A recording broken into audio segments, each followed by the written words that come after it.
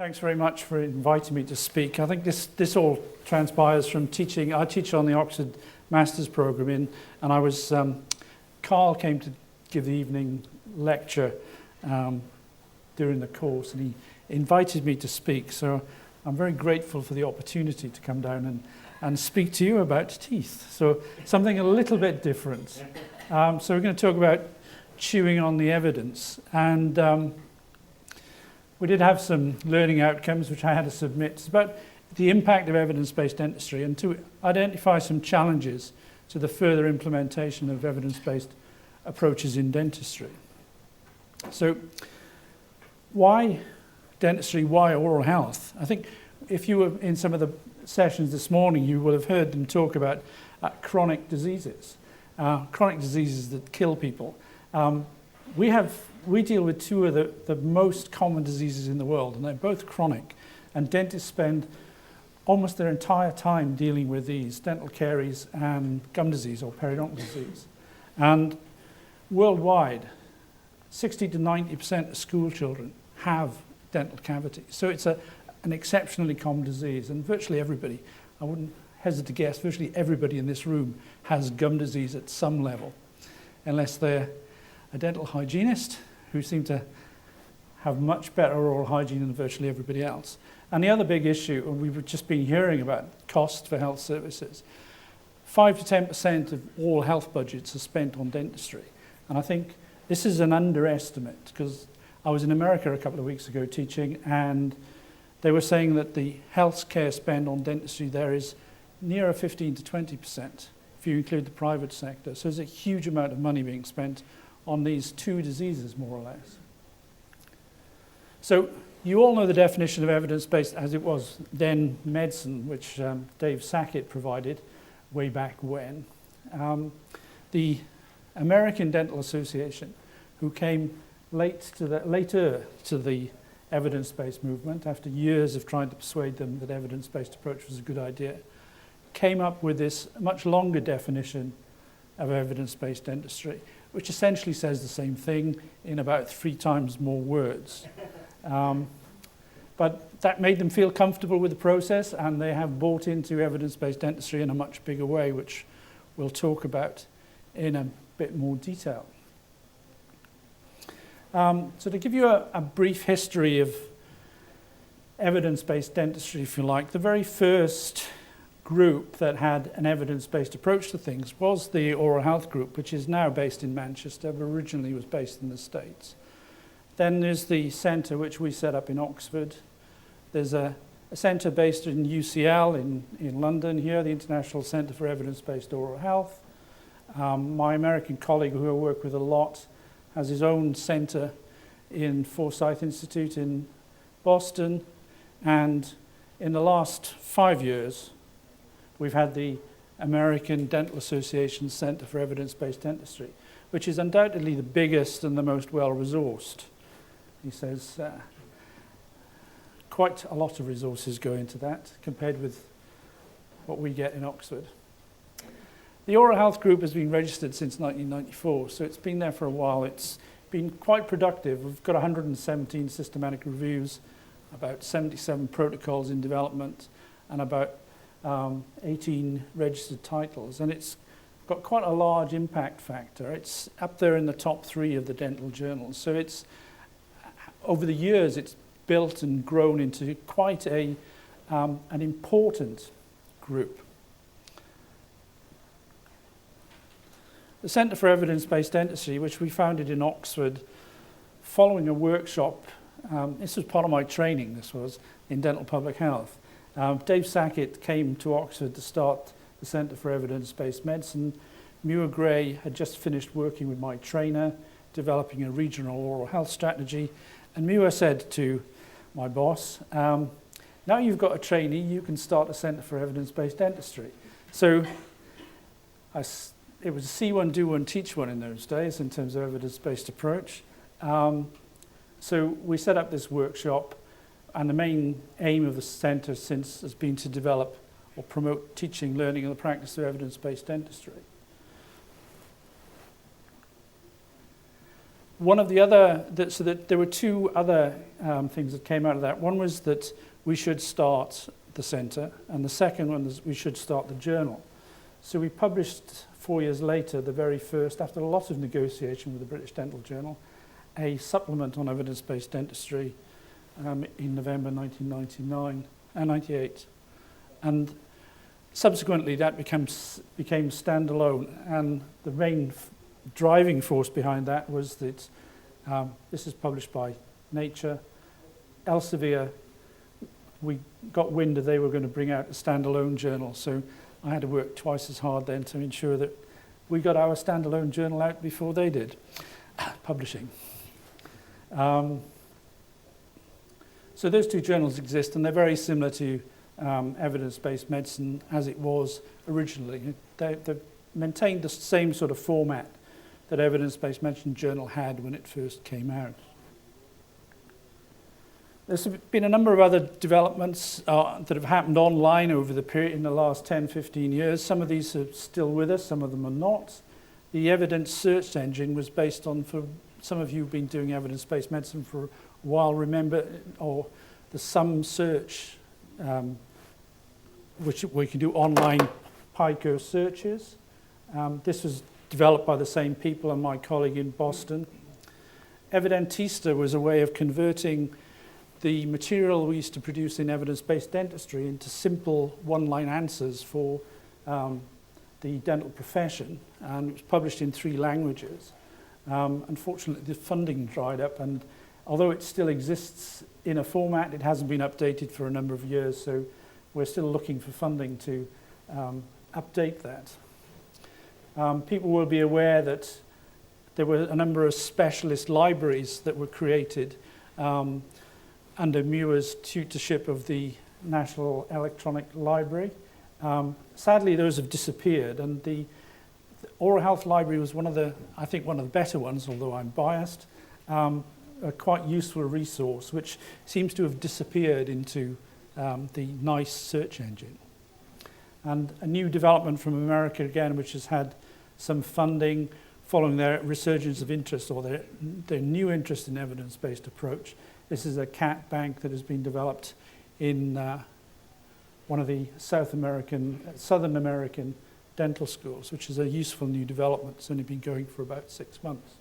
So there have been a number of online developments, and this is the latest one, which is part of a suite of blogs which we've been developing with a bunch of information scientists, Douglas Badenoch and Andre Tomlin, which some of you who might know have been involved at some level in the development of the electronic library over the years.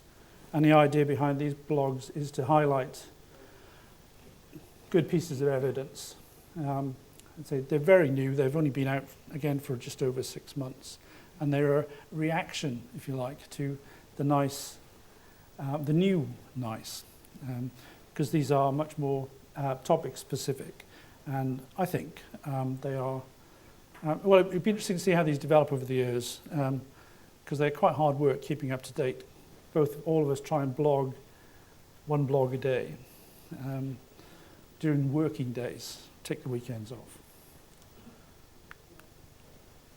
The other positives, I think, in an evidence-based approach over the last 10 years have been that it has been taken up by the educationalists to a degree. The General Dental Council here in the UK includes references to evidence-based dentistry as part of their curriculum requirements in the first 5 years document, and the subsequent document published 5 years later has more information around putting more evidence-based into the curriculum, although it's still not as robust as I would like. And despite the fact that evidence-based approach is taught in many undergraduate curriculum, it's far from integrated and tends to be taught as standalone elements.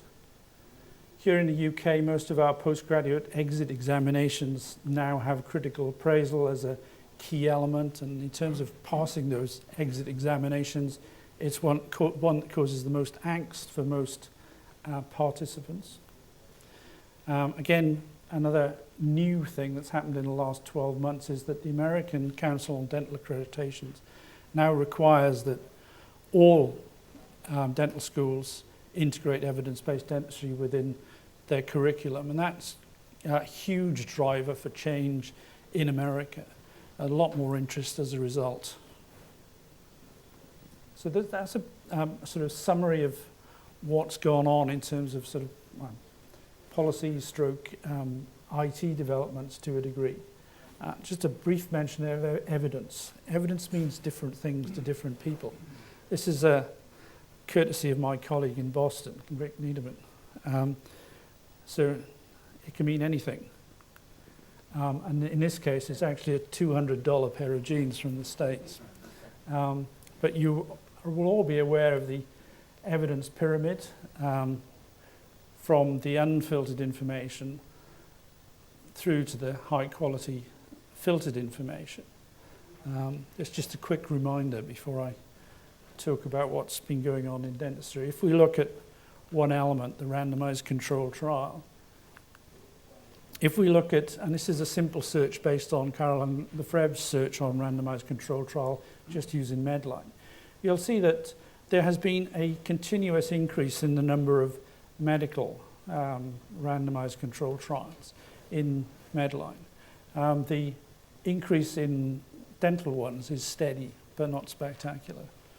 And if we look at it in a bit more detail, just using these as a percentage of the dental studies, about 1 in 3 studies that are printed on Medline now claim to be trials. I say claim because when you look into it in a bit more detail, they're probably not.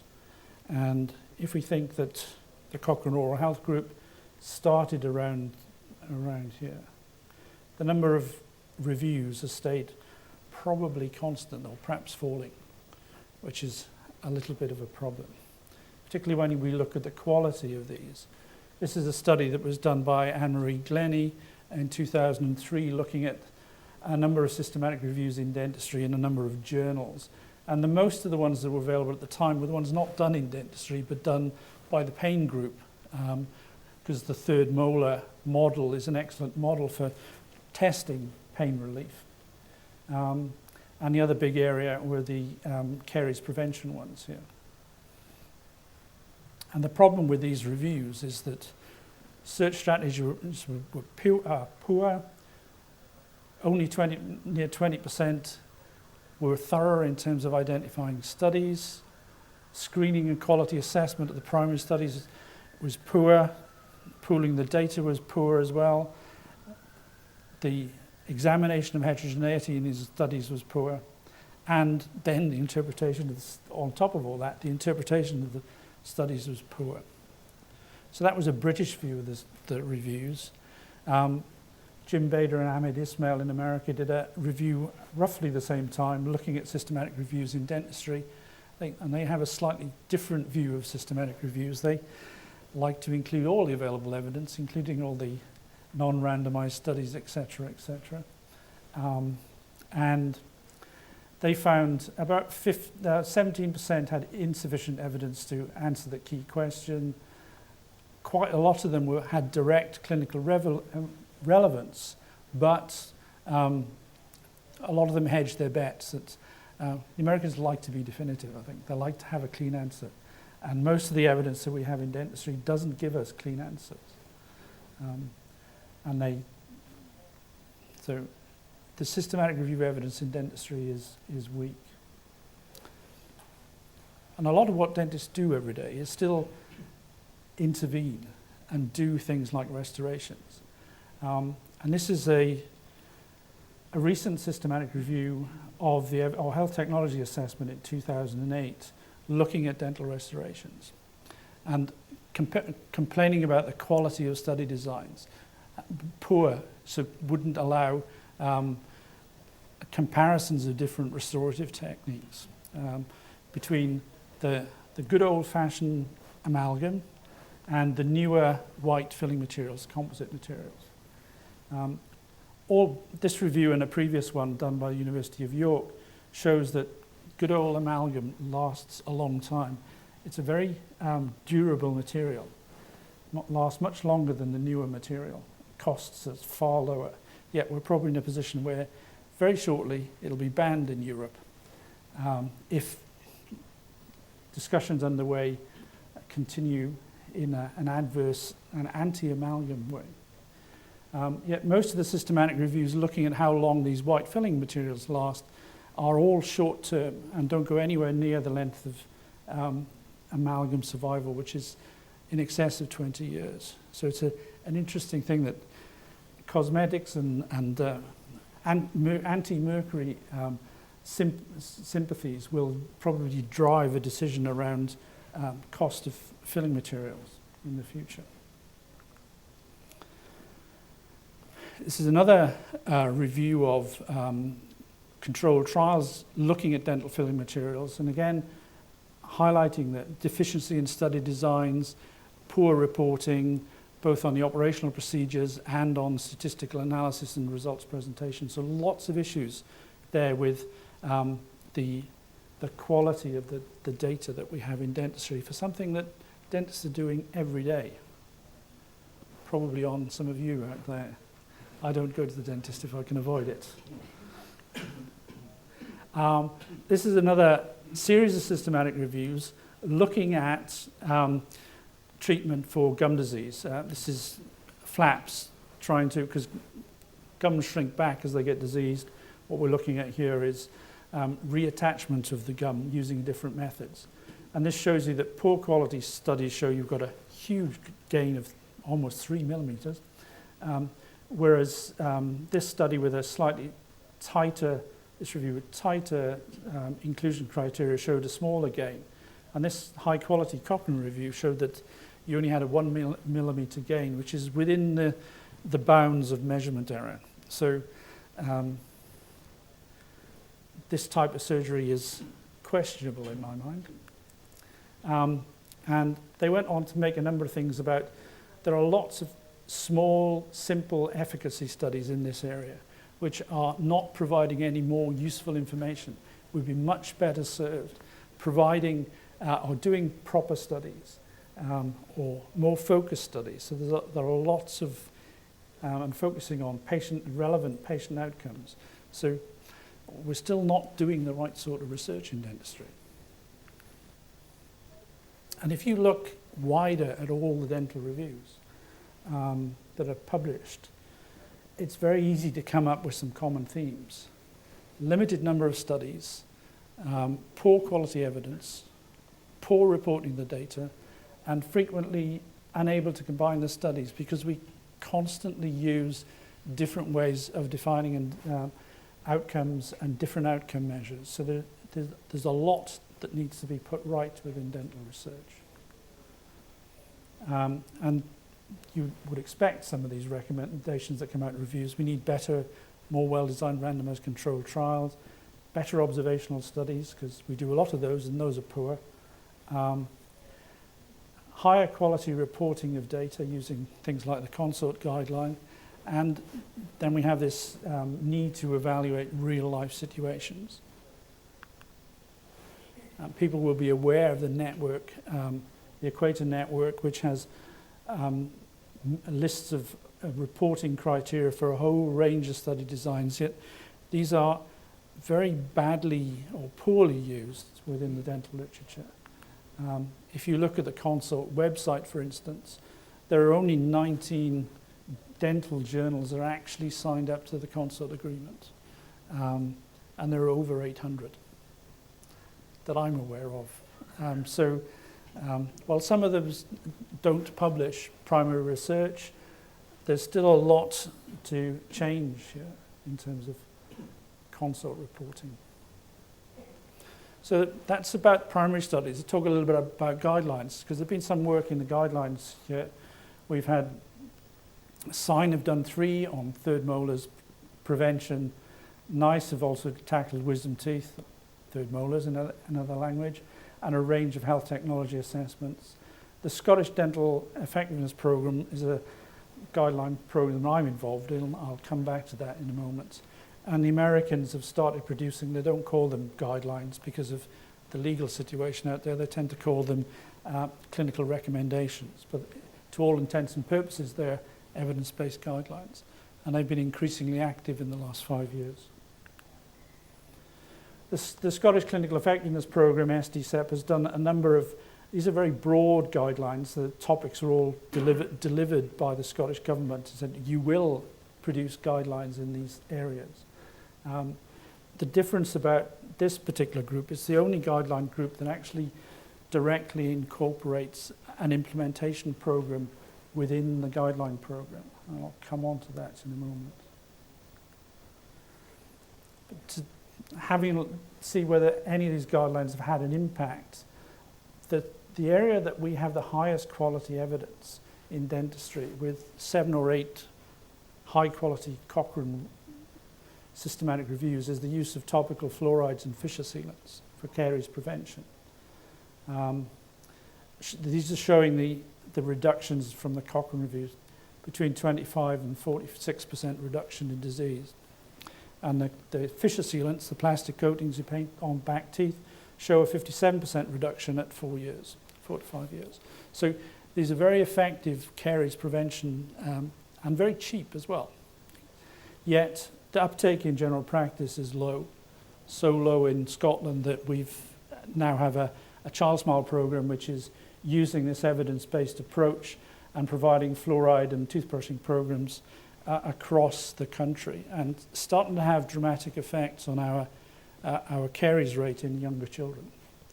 So that's an area where evidence-based has had an impact on or changed practice, partly because it's been heavily funded by the government and had a lot of implementation put into it. The other one is third molars. How many people here have had a third molar taken out? Okay, right. It's a common operation. Was in the top 5 operations 20 years ago in the UK for general anaesthesia. I don't know whether it's still there. I know it's prohibited on a lot of primary care trusts in the UK now. SIGN and NICE both have guidelines that recommend they should not be performed in symptomless patients. So this is data from Scotland, because I can get Scottish data because I work there. This was actually published in the BMJ. So when do people think that the SIGN and NICE guidelines were published looking at this data? This is extraction of wisdom teeth, either using a surgical approach, a non-surgical approach, or under general anaesthesia. So when do people think that the guidelines were introduced? 99. When's that? When this big drop is? The answer is no, of course. SIGN guideline came out there, and the NICE guideline was published then. So people were already changing their practice before the guideline came in. And the reason this green line stops here is not because there's no more data, because general anaesthetics in dental practice was stopped at about that time. So there's no more data. So we can only take them out in general practice under local anaesthetic. But it's interesting because there's now a bounce back against this. There's a lot, if you look at the dental literature, there's lots of anecdotal information claiming that this is the wrong policy to prevent the surgical extraction of asymptomatic wisdom teeth. So in terms of guidelines, that one didn't seem to have an effect. The prevention one only had an effect because it's had a huge government support and large program implementing it. The Triads group is a group that's a multidisciplinary group that is mainly non-dentist, involves people like Jeremy Grimshaw and Martin Eccles, looking at how we can get dentists to change their behaviour. And for those of you who are interested, there's a paper in Translational Research by Clarkson et al., which outlines the methodology they use, but it's fully integrated within the guideline development program, and the barriers to change in practice are identified at an early stage during guideline development so that we can develop interventions to change dentist behaviour during the process. And we've got about 4 that are in development at the moment, and there will be a number of papers coming out in the next 12 months, hopefully, detailing the success of this particular group. Because we certainly had a positive impact on implementing the guidelines. So I'll just finish there with this slide. So in summary, since the mid-90s, we've increased the awareness of evidence-based dentistry. There's a lot more evidence-based information available, and we've got more trials and guidelines, but there's still a huge amount of work to do because we still have a lot of methodological and reporting issues with dental research. We're still not doing dental research well.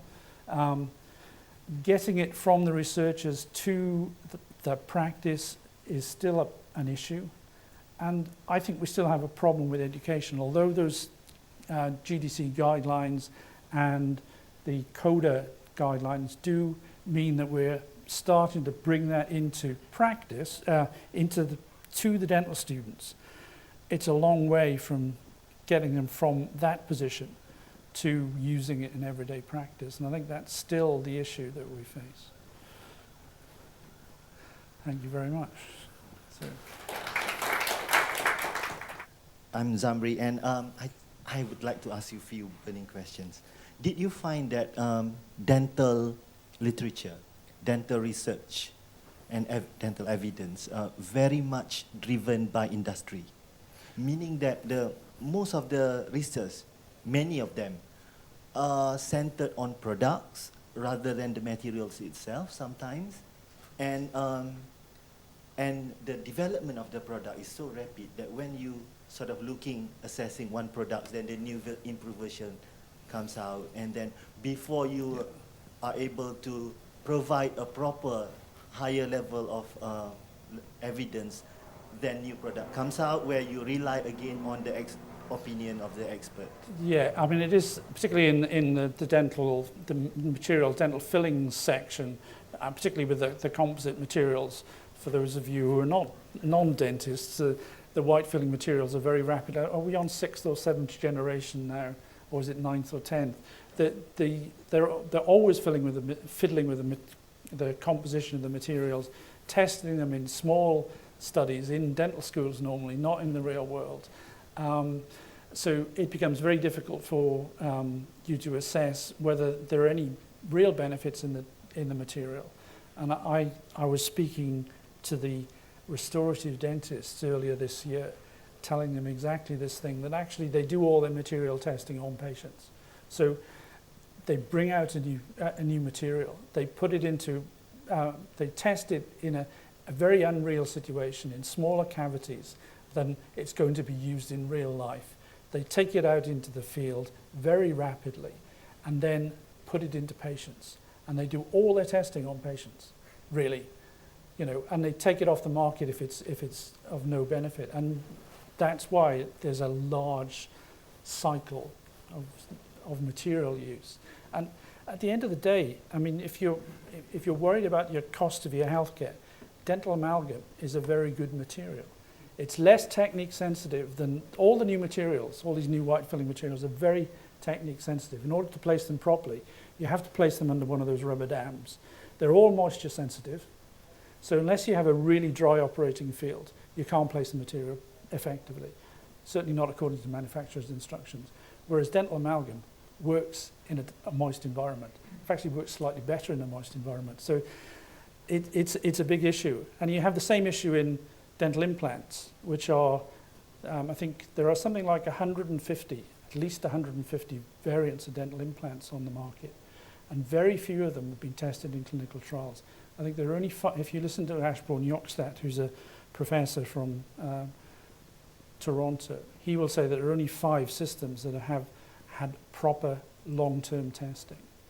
And they all show very positive results. But it's a long way from those positive results in clinical trials to how they're being placed in practice. And there are thousands of implants being placed every day. And a lot of the new products are Me Too products, so they are copies of existing products, and we don't know enough about them. So, patients out there are being subjected to, in my opinion, inappropriate testing of materials. Do you have any other questions Just on that question of dental implants, not particularly about dental implants, but I noticed that the consumer organisation, which had a go at implants, they did. I think it was more about costs rather than anything else. But do you think that might be the way that pressure might go? Do you think that the consumer might start to say a bit more about what's the evidence for doing this? Yeah, I mean, for the 4 or 5 designs I've talked about, I mean, there are a number of Cochrane reviews looking at longevity of and some of these show 10-year survival rates of somewhere like 90%, but a lot of it's around case selection, provision, the way that, and there's a lot of operator technique in the placements of these implants. And you can pay anything from, in the UK, anything from £1,000 to £2,000 for a dental implant, but you can go to Bulgaria, Poland, and have the same thing done for half or a third the cost.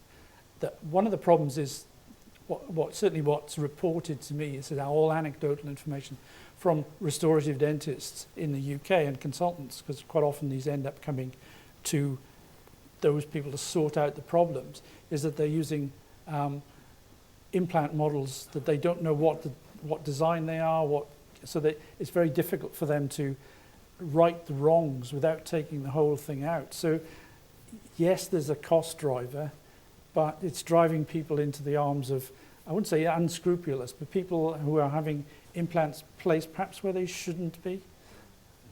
But on a sort of broader basis, you Yeah. notice so many children walking around with their gums, their teeth being straightened, and big bits of metal. And everybody's implored to buy toothpaste with whitening material in it. How is that going to change? Is there any evidence that it makes any difference? Well, and might the consumer not really start to ask questions? We'll talk about orthodontics or tooth straightening first, because there was a large cohort study. There was quite a big dropout rate that was done in South Wales, and it was with older style, largely the train tracks, the stick-on braces, which are very popular, and the way most orthodontics is done today. The cohort study in South Wales, which followed people up for 30 years, showed actually no benefit, no oral health benefit or other benefit, psychological benefit at 20 years following orthodontic treatment. So that's one level. There have been a few studies recently that claim that a different view that does give psychological benefit.